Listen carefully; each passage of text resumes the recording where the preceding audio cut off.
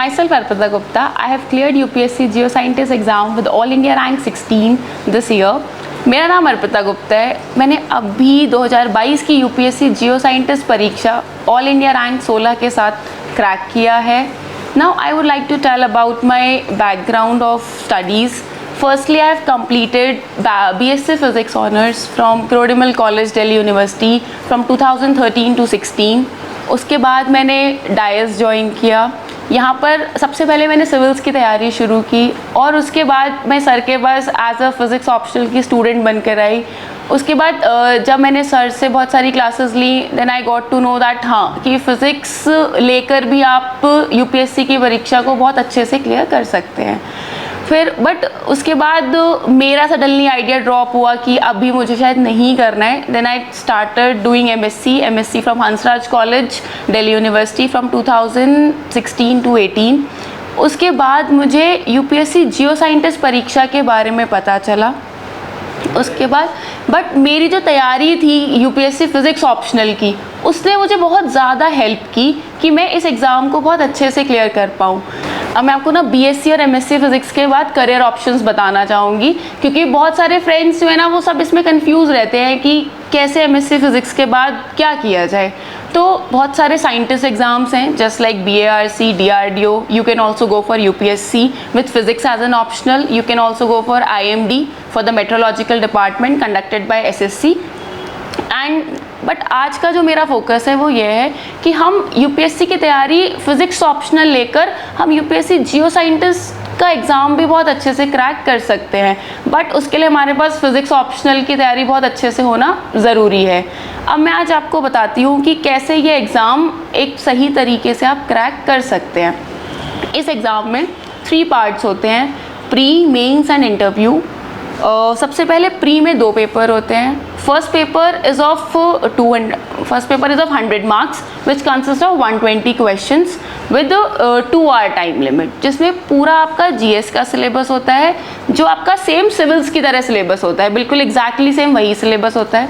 Then there is a second paper जिसमें that is of 300 marks with 120 minutes and 120 questions, जिसमें आपका 50% physics और 50% जियो physics आता है। आप फिज़िक्स तो आप नॉर्मली जैसे पढ़ रहे हैं या जो भी आप बुक्स फॉलो कर रहे हैं वो आप कर सकते हैं।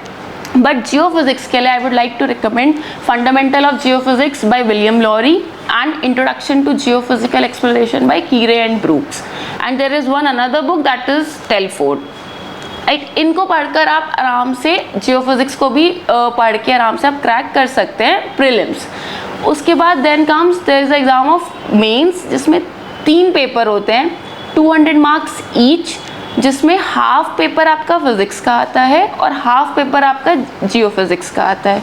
आप फिज़िक्स तो आप प्रॉपर जो बुक्स आप यूपीएससी फिज़िक्स ऑप्शनल के लिए पढ़ते हैं ऑलमोस्ट सिलेबस वो ही होता है। उसके बाद आप यूपीएससी फिज़िक्स ऑप्शनल की तैयारी वहाँ से कर सकते हैं। बट अगर आप जियो फिज़िक्स का देखेंगे तो जियो फिज़िक्स के लिए आपको, जैसे मैंने बुक्स बताई, विलियम लॉरी, केरे एंड ब्रूक्स, आप इनको फॉलो कर सकते हैं। बट मेरे अकॉर्डिंग आप सबसे पहला काम इसके साथ आंसर राइटिंग ज़रूर रखें। आप डेली 2 से 4 आंसर, चाहे आपको वो टॉपिक इजी है चाहे मुश्किल है, बट आप सबसे पहले उसके साथ अपना आंसर राइटिंग की प्रैक्टिस ना छोड़ें। कि चाहे आपको लगता है कि भाई फिज़िक्स का टॉपिक है, हम एमएससी फिज़िक्स से हैं और हम लोग क्या करते हैं कि भाई नहीं हमें आता है, बट ऐसा नहीं करना है। You have to practise your answers well. ऐसे ही same with the geophysics, आप देखोगे 20 to 40% सिलेबस आपको कॉमन मिलेगा फिज़िक्स और जियो फिज़िक्स में। तो जब आप वो देखोगे तो you will gain some confidence कि हाँ जियो फिज़िक्स ईजिली रीड किया जा सकता है। सिलेबस देखकर ये नहीं है कि नहीं मुझसे नहीं होगा या कुछ भी ऐसा चीज़ नहीं सोचना है। आप देखोगे पूरा मैक्सवेल इक्वेशंस या पूरा आप मैथमेटिकल फिजिक्स, ये पूरा का पूरा सिलेबस जियो फिजिक्स में भी इंक्लूडेड रहता है। तो उसके बाद जब आप प्रीवियस ईयर क्वेश्चंस लगाओगे you will get to know कि हाँ आपने ऑलमोस्ट 40% सिलेबस फिजिक्स पढ़कर ही कवर कर लिया है। तो जो भी बच्चे यूपीएससी फिजिक्स ऑप्शनल को लेकर पढ़ रहे हैं वो बहुत इजीली इस एग्ज़ाम को बहुत अच्छे से क्रैक कर सकते हैं।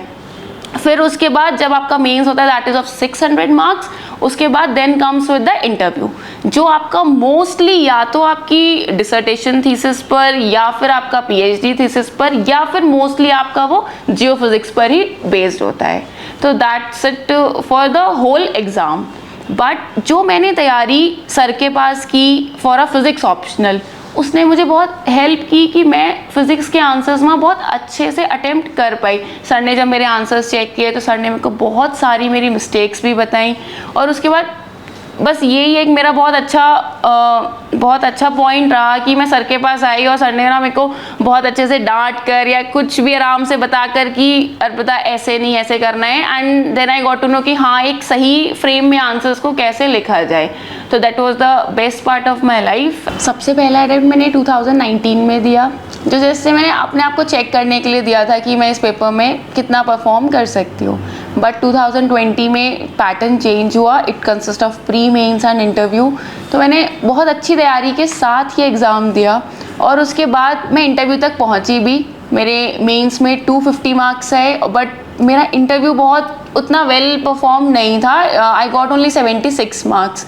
एंड देन उसके बाद मैंने फिर कोविड टाइम्स आ गया और उसके बाद मैंने 2021 में ये पेपर दोबारा से दिया, जिसमें मेरा सिर्फ प्री क्लियर हुआ बट मेंस मेरा क्लियर नहीं हुआ। फिर उसके बाद 2022 में मैंने प्री क्लियर किया, उसके बाद फिर मेरे मेंस में भी अच्छे नंबर रहे। I got 339 marks in the mains and then I cleared the interview with 128 marks with all India rank 16. So this was all about my attempts. I would like to thank DIAS also for providing me such an opportunity. Vajpayee sir ने मेरे को mains के answers के लिए बहुत ज़्यादा help की, और उसके बाद वाजपेयी सर ने मेरे 1-2 मॉक इंटरव्यूज़ भी रखे, जिससे मेरे को काफ़ी हेल्प हुई कि मैं वहाँ पर अपने आप में बहुत बेटर परफॉर्म कर पाई। दैट वाज मतलब मेरी नर्वसनेस, और सर ने मेरी बहुत सारी कमियाँ मेरे को बताई। सर ने मेरे आंसर्स बहुत अच्छे से चेक किए, सर ने एक बहुत बेटर फ्रेम में मुझे आंसर्स लिखना बताया। मैंने सर की हेल्प की वजह से ही मैंने इतनी अच्छी रैंक ऑल इंडिया रैंक 16 हासिल की।